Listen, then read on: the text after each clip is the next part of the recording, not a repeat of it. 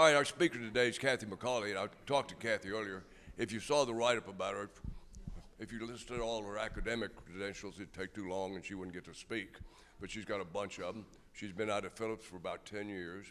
And when Buzz and I went out about, 8 months ago, I guess, to talk to Nancy Pittman, we said, do you recommend somebody that might be interesting and fun for the Challengers class? And Kathy was the first name on the list, so no pressure, Kathy. And so she's going to speak today as we see Christians in Bethlehem. So let's give her a warm welcome. I think I'll try and use this. That works better. Turn that off, otherwise it's going to buzz.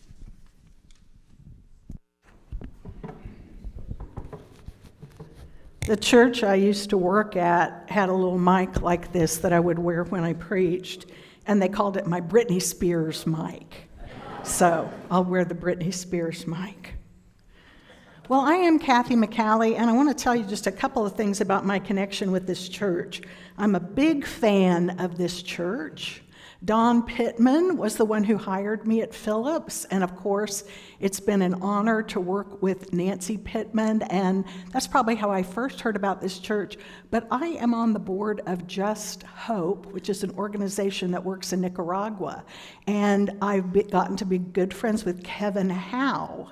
And there have been a number of people from this church who have been on teams, I think maybe some of your family members even, who have gone to Nicaragua on mission trips from this church. And I got to lead those, 2 different teams on 2 different summers, and got well acquainted with a number of the members here in the church, including some of the kids. So it was a great joy to do that. Is the sound okay? Can everybody hear? Okay, good. My PhD is in political science, and international relations and ethics is a focus. And so I started really studying the Middle East and international relations around the Middle East as a part of the study of peacemaking and the connection of church people around the world working for peace in different places. And so, of course, there's so many reasons to be interested in what is now Israel and Palestine as people of faith. But I thought as we began, I'd like to ask a little bit about you all. So part of what I want to know is, how many of you have been to Israel or Palestine? Okay. And did you get to go to Bethlehem when you went? Yes. Okay. All right, good. And I know there's a trip coming up. Maybe some of you are interested in that trip. Is anybody signed up to go? I'm not sure exactly when it is, but I saw the information about it out in the entryway. So Phillips Seminary has started doing an immersion class that I lead in Palestine and Israel. But even before that, I got to go with a group of clergy to Israel in 2010. So I've been studying this academically a long time, but I've only gotten to make 2 trips, and I'll be going again in January with 20 students from Phillips. And so we'll be learning more about what I share with you then. There are many Christians in Bethlehem, and Bethlehem is in Palestine. So I'm going to be talking about the borders between Israel and Palestine and some of why that matters and what the implications are for that in our time today. Of course, it's wonderful to learn about the archaeology and the ancient history and so forth, but my primary interest is in the living monuments. That is, the people who are still just living their lives there. And so sometimes, maybe when we go on trips or we think about this, we're so focused on the ancient history that we might miss the opportunity to talk with living people and hear their stories and their concerns and their joys. So I found a lot of inspiration in Bethlehem, and that's what I want to share with you today. I'm going to start by sharing just a 5-minute video. Please bear with me as I work on the technology here, because this is not my computer, but one of your tech people really helped me this morning to get started, and I hope I'll be able to do this seamlessly. Just across the Israel-Palestine border from Jerusalem stands Bethlehem. Like border towns between rich and poor lands all over the world, each day workers with special passes cross the wall from here for higher-paying jobs in the far more affluent Israel. While most Palestinians can't cross, foreign visitors generally breeze right through. As long as times are calm, the West Bank's wide open for the adventurous traveler. You don't need a visa, currency's the same as Israel, good guidebooks lead the way, and you certainly won't find any tourist crowds. Taxis await just across the wall, and in minutes, we're in Bethlehem. No longer just the little town of Christmas Carol fame, Bethlehem is a leading Palestinian city. While beloved among Christians as the place where Jesus was born, it's now a predominantly Muslim town. Its thriving old center is a classic Arab market.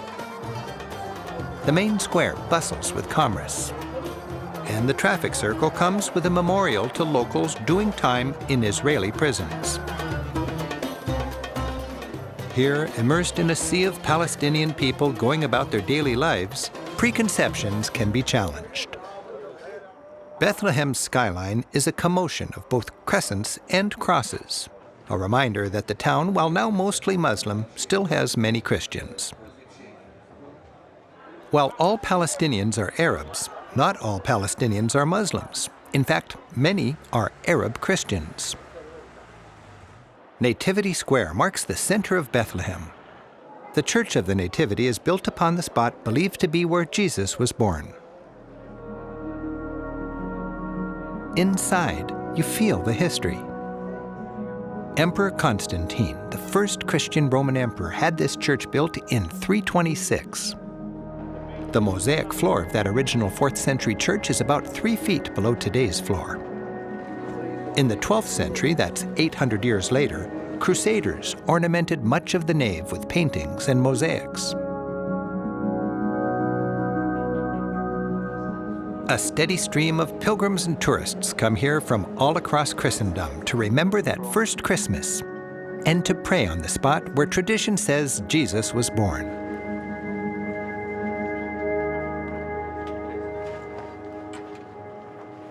Many assume that Palestinian or Arab Christians were converted in modern times, but in fact their Christian roots go all the way back to the time of Christ.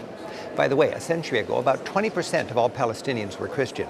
Today, that number is down to less than 2%, and most of those live here in Bethlehem. Along with Christians, Muslims are also drawn to this holy site. In fact, for over 1,000 years, a mosque has stood just across the square facing the Church of the Nativity. It's Friday, and Muslims have gathered to pray. It's everywhere. It's a holy city. We're joined by my friend and local guide, Kamal Mukarkar, to get the most out of this opportunity to better understand Palestine and its people. So there's churches, but there's mosques also in Bethlehem. Bethlehem is a very holy city for the Muslims as well as the Christians. For the Muslims, Jesus is their second important prophet. They also believe in Mary. They worship her. She has a whole section in the Quran just named after her. A whole book in the Quran named after Mary. Yes, exactly, and that's why she's very important for them. Kamal coaches a girls' basketball team. 1, 2, 3. His stars are both Christians and Muslims, and we're rooting them on. Yalla shooty.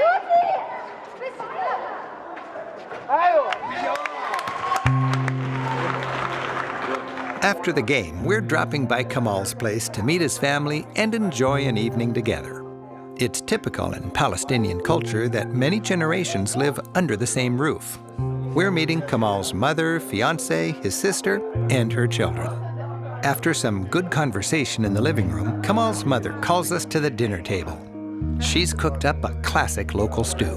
Hey, can you explain, Kamal, what are we having here? We are having a tajin, Yeah. which is so many different kind of vegetables, starting with potatoes, zucchini, aubergines, and pepper. And what kind of meat? Beef. I think it's impossible for a traveler to be hungry in Palestine. Yes. The food just keeps on coming. Yes, and you have to keep something in your plate, Yeah. because if you don't keep something in your plate food, you will get another time food. People think that you're still hungry. No wonder, because I'm gaining weight. I need 2 airplane seats to fly home. As I've learned over and over, getting into a home reminds me how much people everywhere have in common. And sharing a meal gives a wonderful insight into the everyday lives of new friends in faraway places. I think this is a beautiful, beautiful welcome here. صحتين. And what is that? Bon appetit. Saten. صحتين. Translated, it's cheers to your health twice. 2 times for your health. 2 times for your health. Saten. That's beautiful.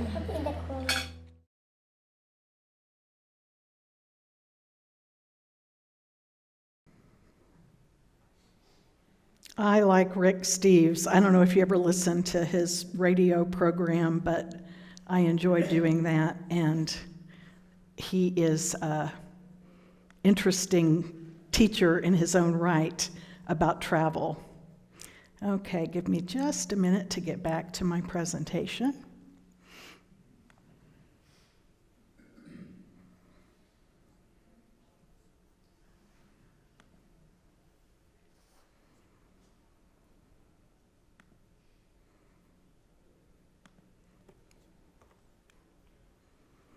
Okay, so that's the link to the video we just watched.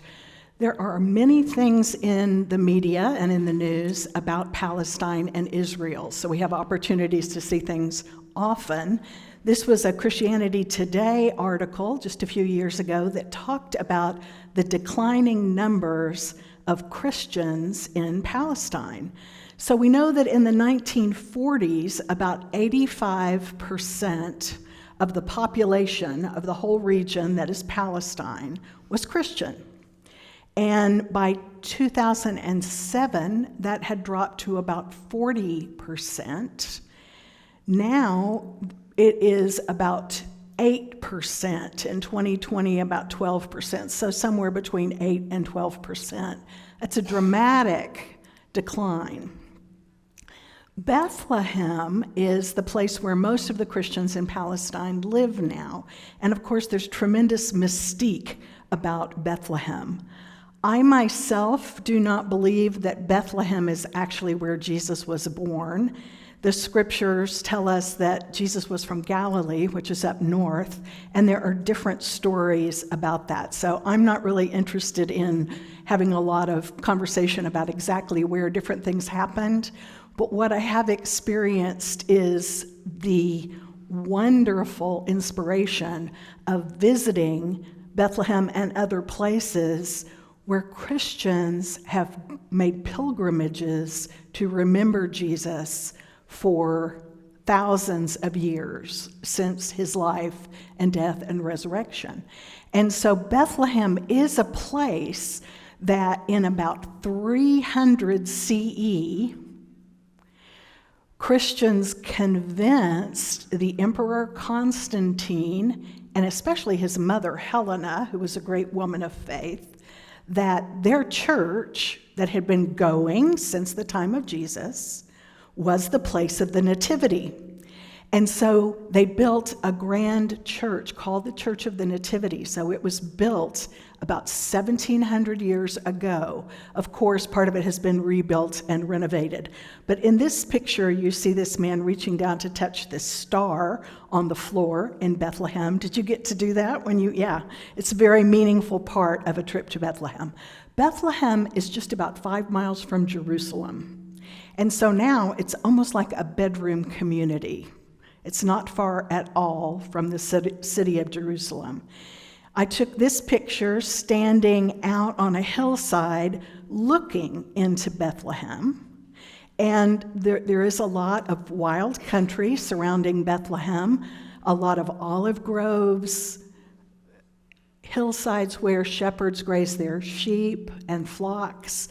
So there's a lot of kind of rough territory, yes. You see camels and donkeys. This is on the road to Bethlehem.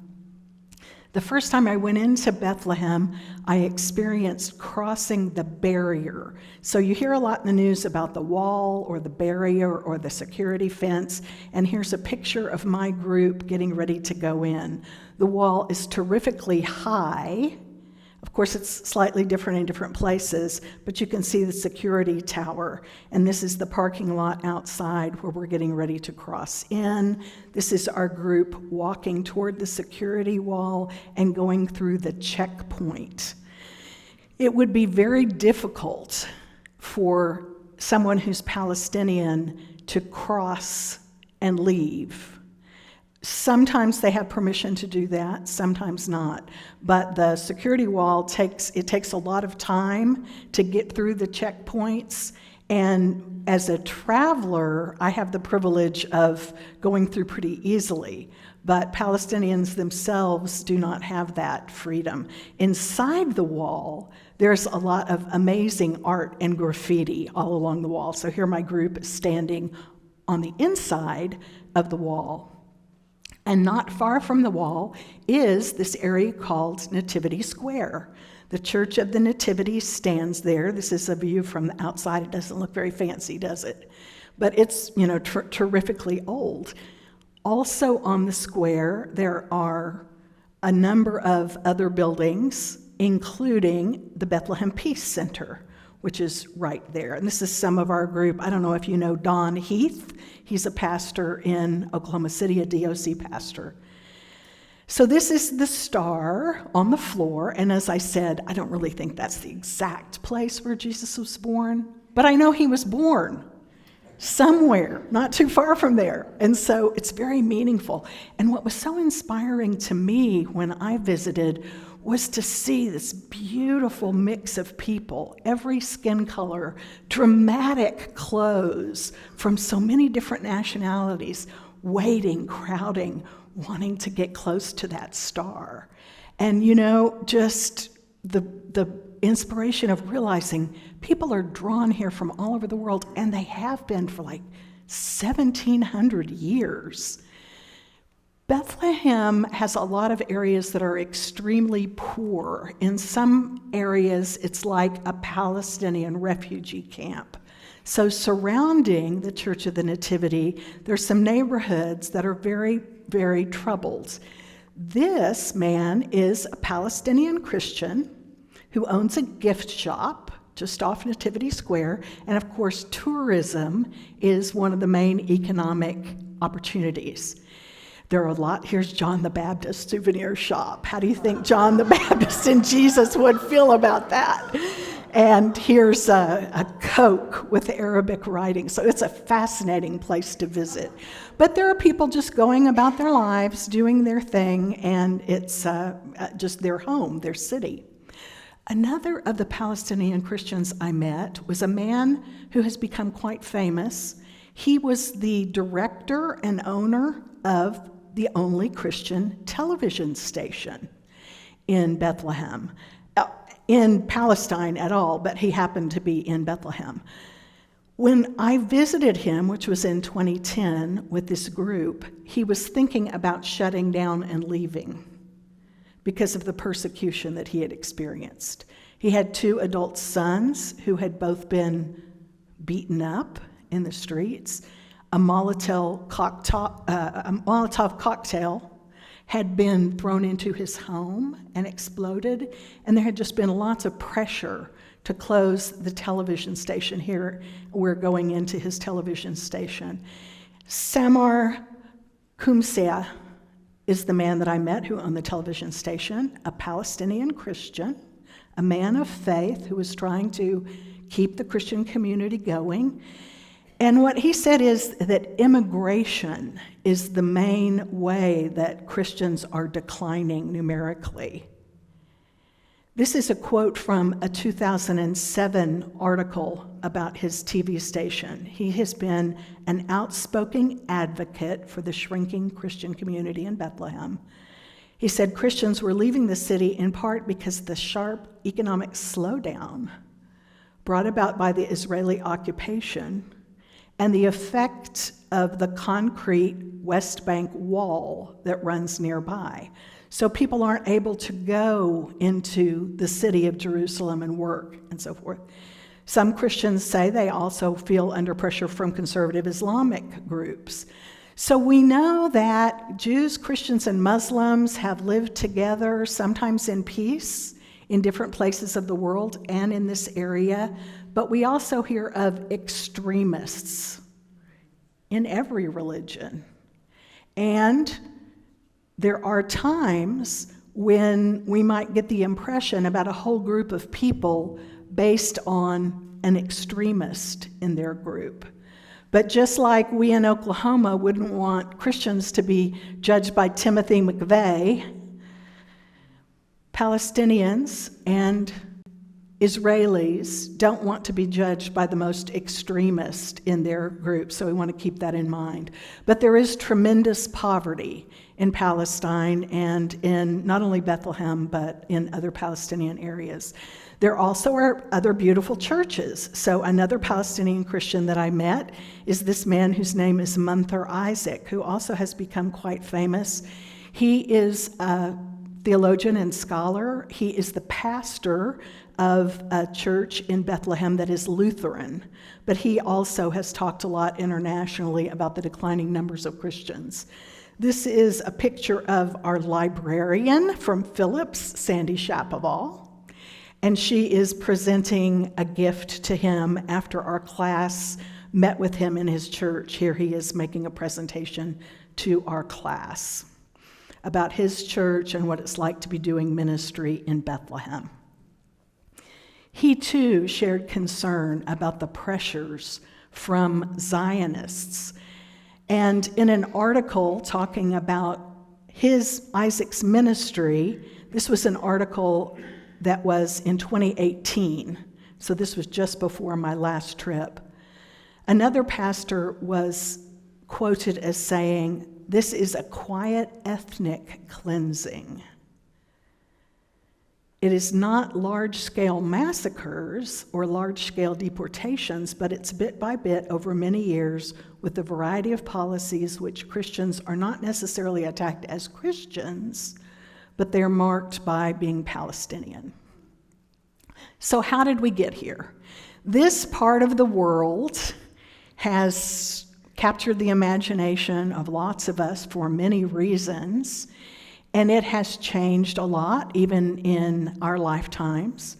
One of the things that we know is that it's hard sometimes to separate what's the difference between someone's religion and their culture or nationality and their race. So when we think about how the Bible talks about the ancient Israelites and the nation of Israel, we might make the mistake of thinking, well, the Israeli citizens today are continuous. They are the descendants of the nation of Israel. And there are two competing narratives that people talk about in this region.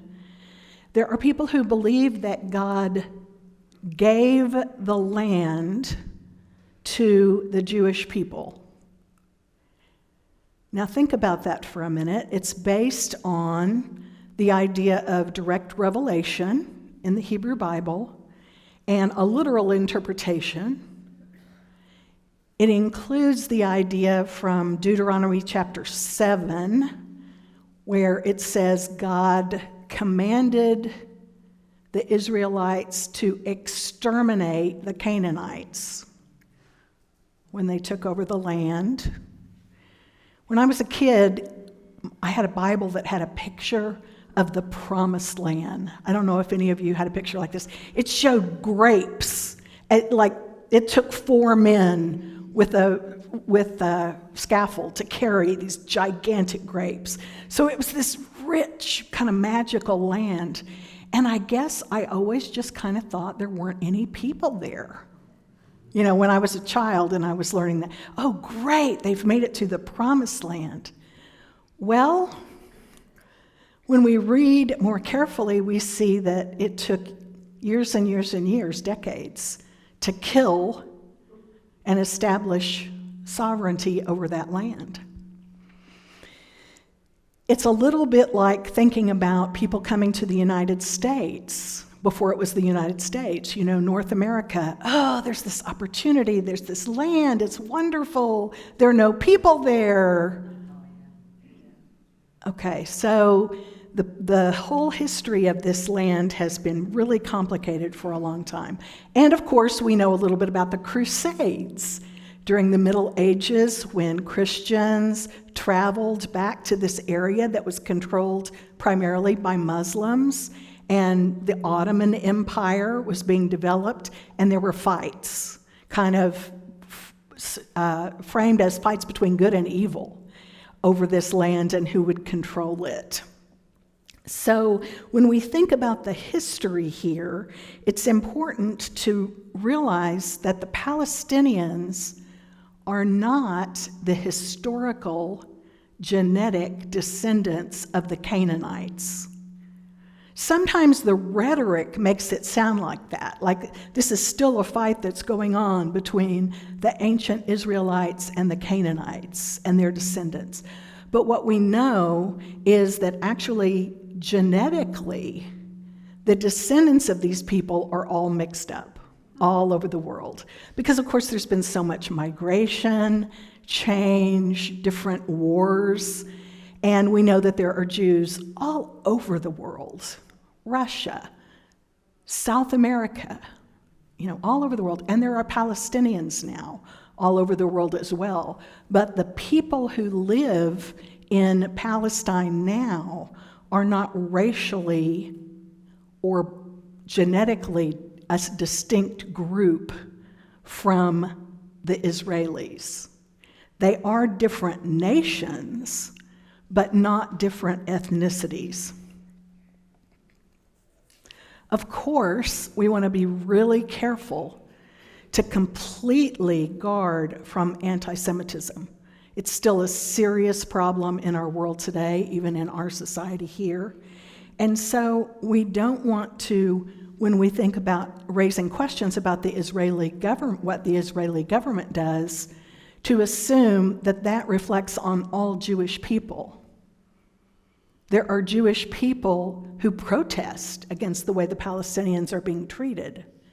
And there are Israeli citizens who are not Jews. So I think if you just remember one thing from this presentation, I would hope you would remember that when we read in the news about the Israelis, we don't want to get that mixed up or think that's the same people and the same distinct group as the ancient Israelites who claim they received the promise of this land. It really complicates the question of whose land is it then? This is a map of the Ottoman Empire, and all of the colored territories were part of the Ottoman Empire. And in the early 1900s, before World War I, Palestine, including Bethlehem, were part of the Ottoman Empire. Then, after World War I, the victors of the war divided up this territory and control of it, and Palestine became a British colony. Then, after World War II, for very good reasons, many people in the world thought it was important to establish a homeland for the Jewish people. At that point, there was no place in the world that was a nation where Jews were the majority and could govern themselves as a separate nation. And so there was a call, there had been a call for many years, but it became more popular after World War II, to create a homeland for the Jews, a state of Israel.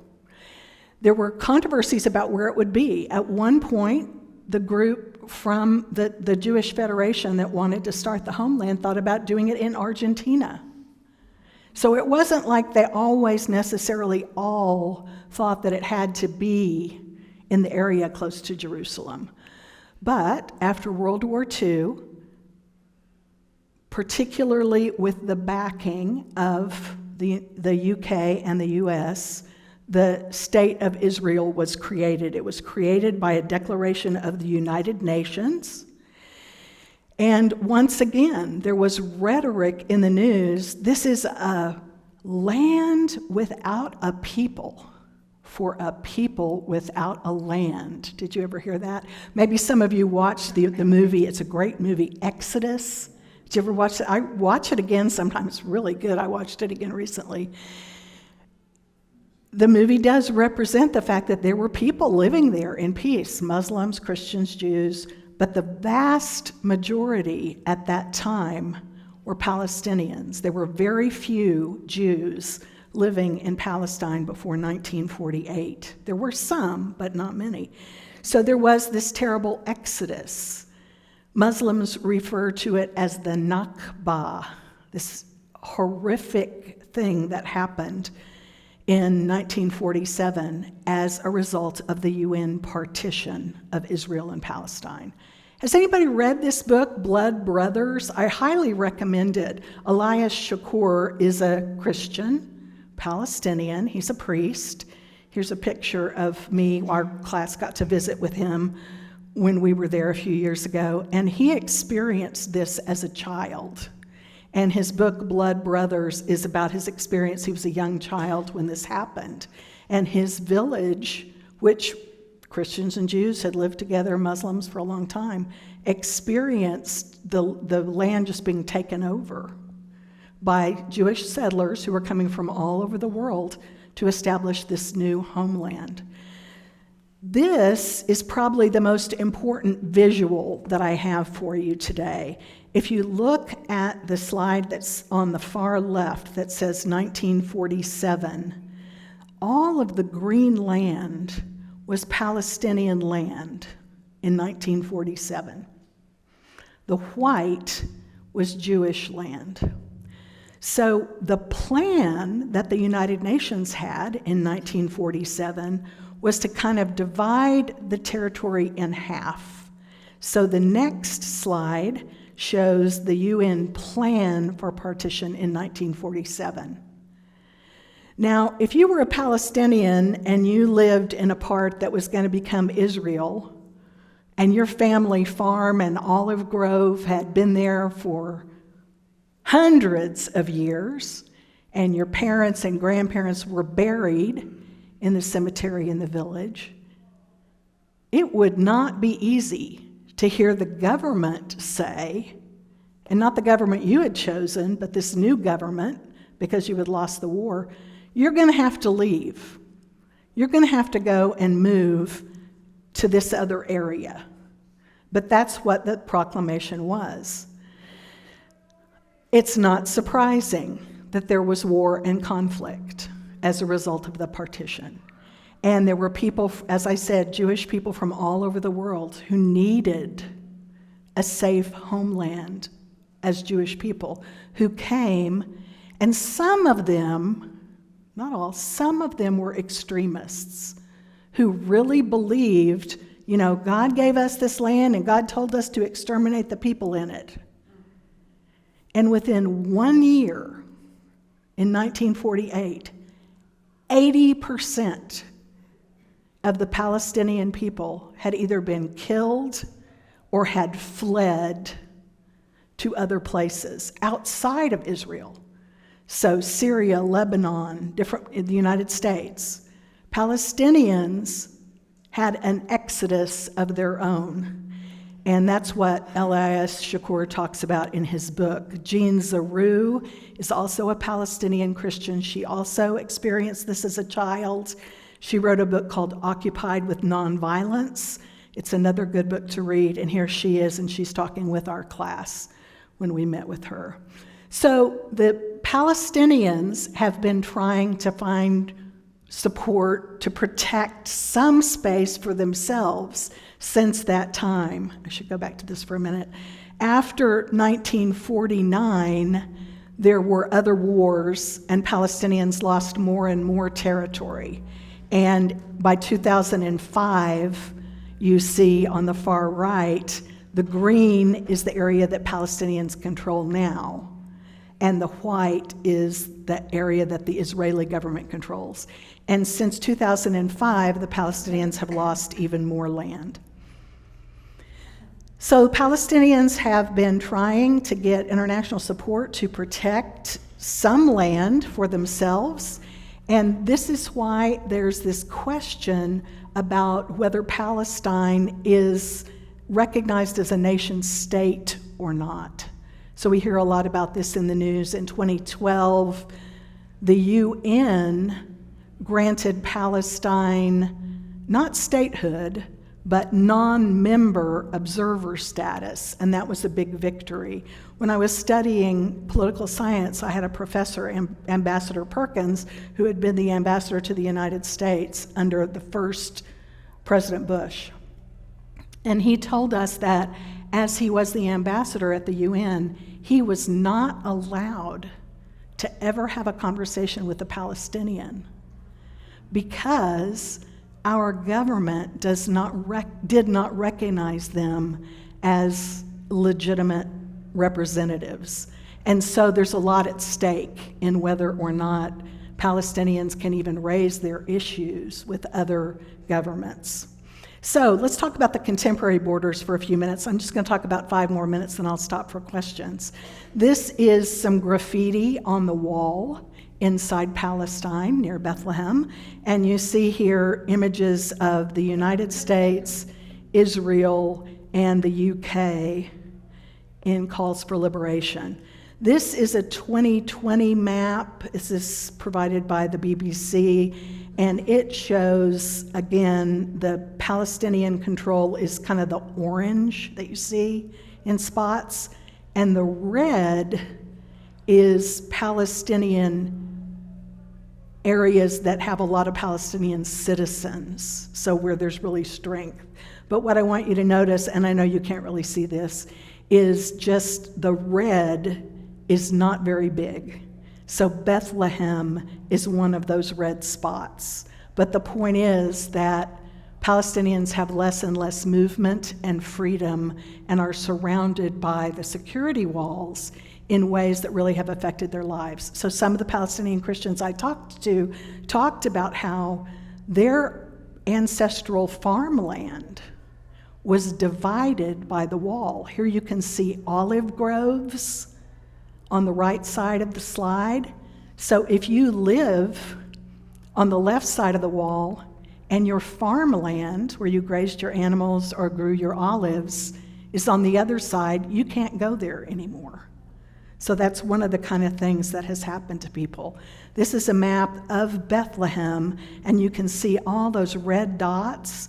Those are security checkpoints, and the red line is part of the border wall, and the black line outside is the security wall as well. So the point is Bethlehem as a city is surrounded now, and there's a lot of pressure on Palestinians. This is a story from just last week, from October 20th, and it is a story about how in the United Nations there are more and more voices saying that the occupation of Palestine really is illegal, and sometimes this kind of work is done because of Christians in other parts of the world being in dialogue with Christians in Bethlehem.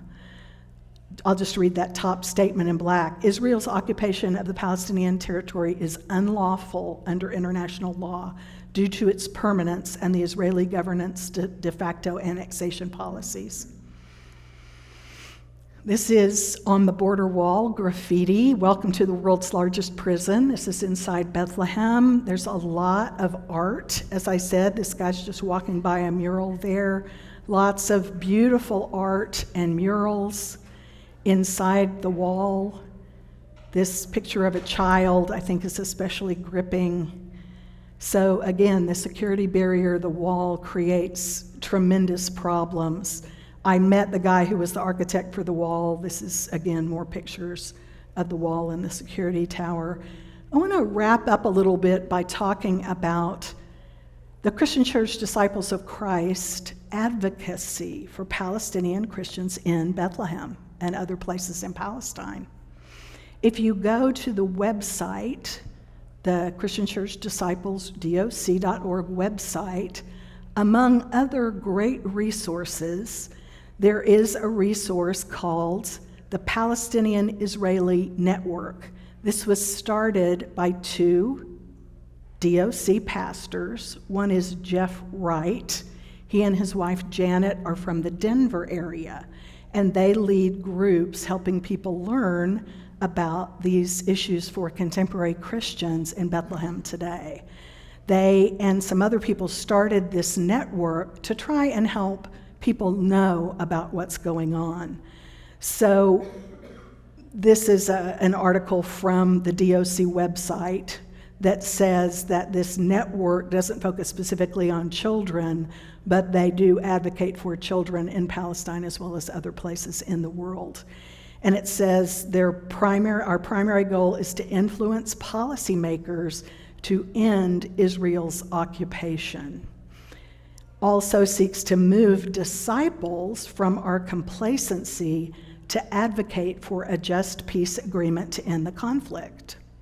Because Israeli authorities detain and prosecute around 700 children each year, Palestinian children, this network, the Disciples Palestinian-Israeli Network, seeks to stop U.S. dollars from supporting the incarcerations that are illegal under international law. So again, this is from the Disciples website. It's easy to find resolutions on Palestine, Israel, and the global ministries pages and learn more about the connections there.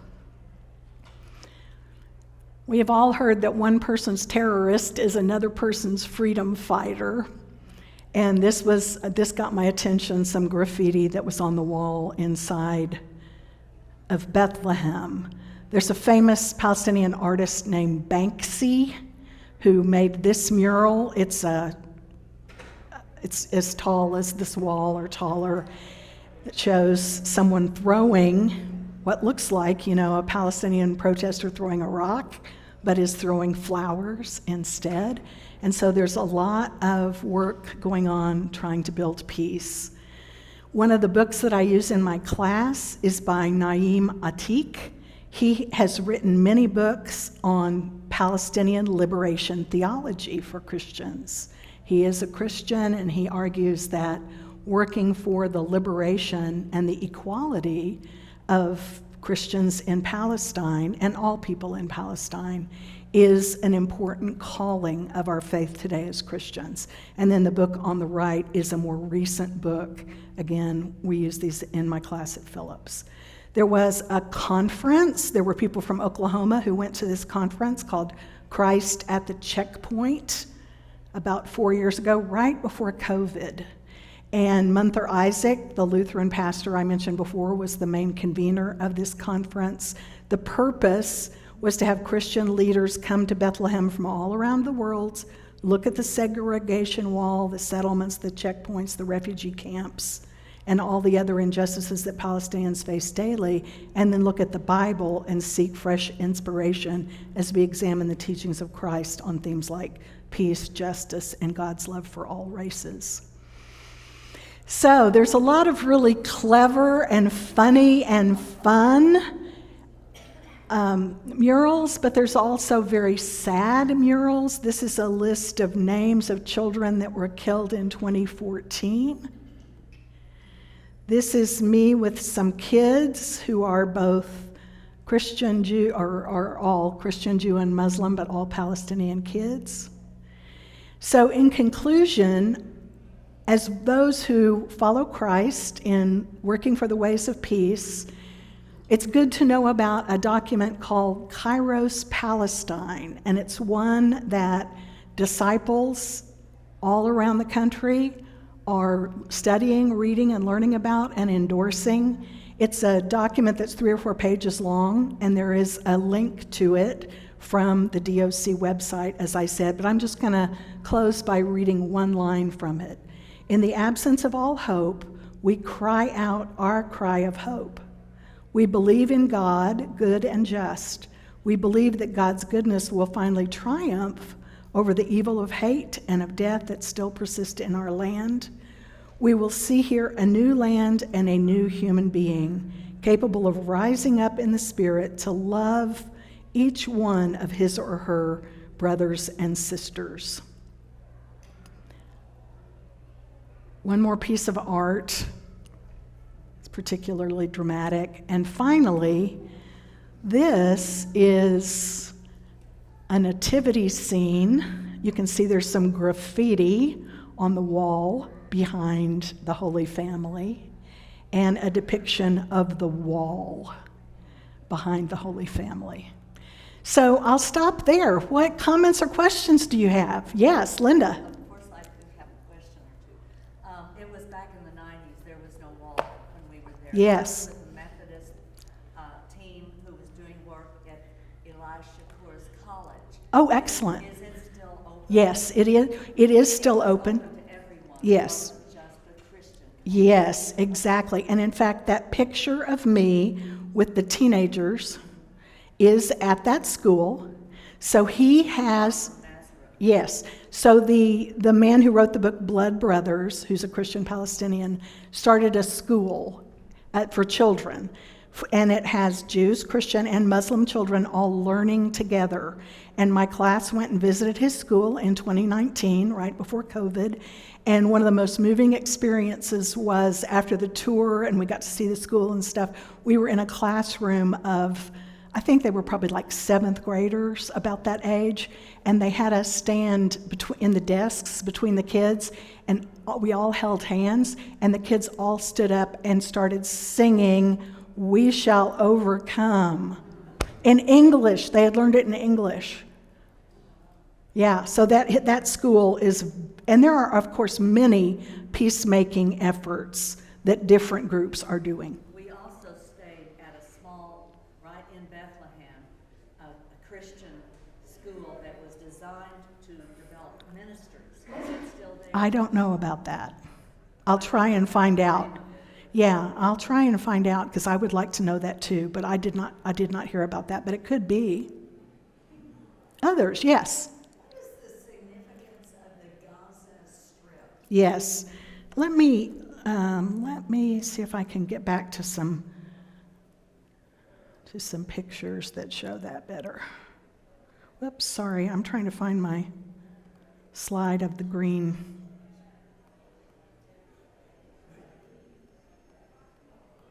Okay.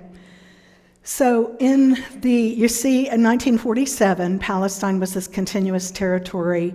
By 1949, so in this slide, see there's the green part is what's called the West Bank. And that was always confusing to me because I thought it should be over there by the ocean, right? But no, it's the West Bank of the Dead Sea and the Jordan River. Okay, so that's why it's called the West Bank. But there's this other area, this green little rectangle over here that connects close to Egypt, and that is Gaza. So Gaza is, I have never been inside Gaza. I've gotten close enough to see in over the hill, but Gaza is a very small, you can see very small, completely gated area. And that is where most of the deaths and violence of Palestinians happen.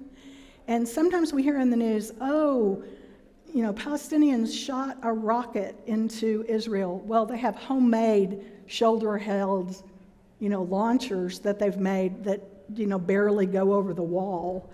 And I think it's really important when you hear the news stories to pay attention to the number of casualties on both sides. Because even when you hear about, say, the intifadas, the times of biggest uprising, the deaths of Palestinians are often 100 times more than the deaths of Israelis. Now, there should not be any deaths. I'm not condoning violence as a solution, but our media sometimes doesn't really portray. So that's Gaza, and it's completely separate.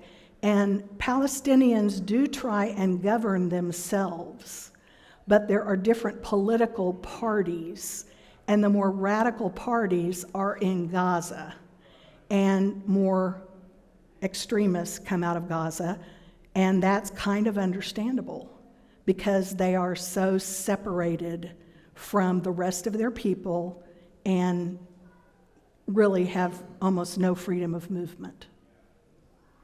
Yes? This may be stupid, but why did Israel get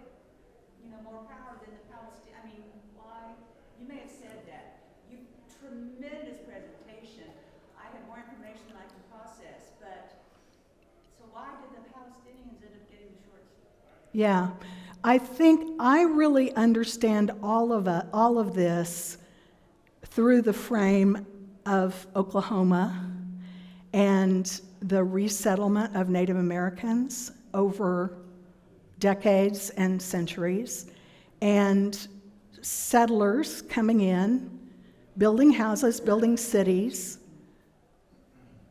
the indigenous people resenting that, sometimes attacking, and then big armies, cavalries, and so forth come in and just take over more land to keep it safe for the settlers.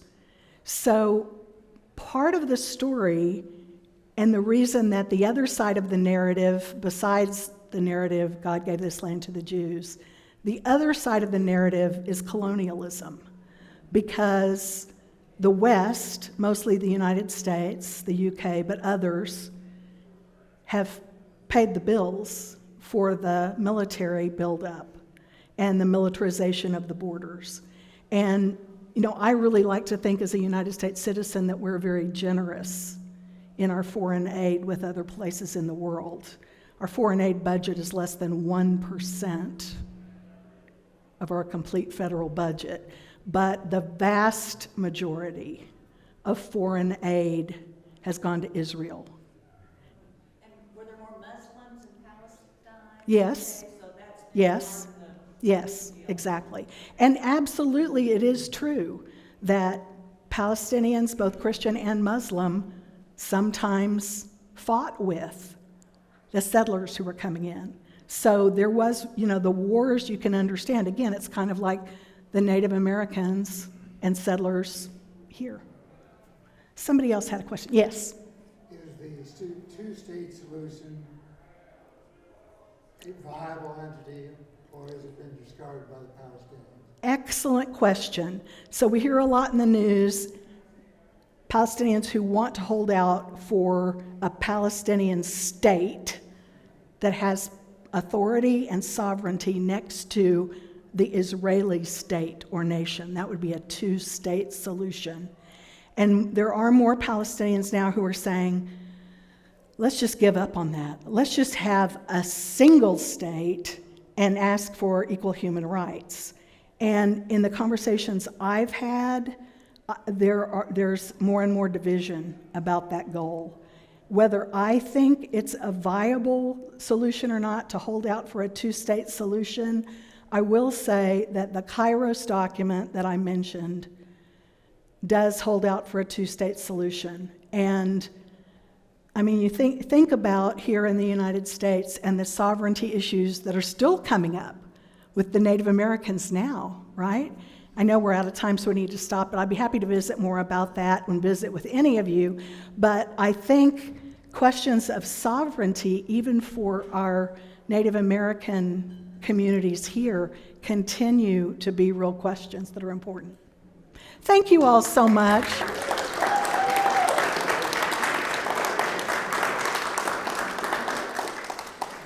Enjoy the day.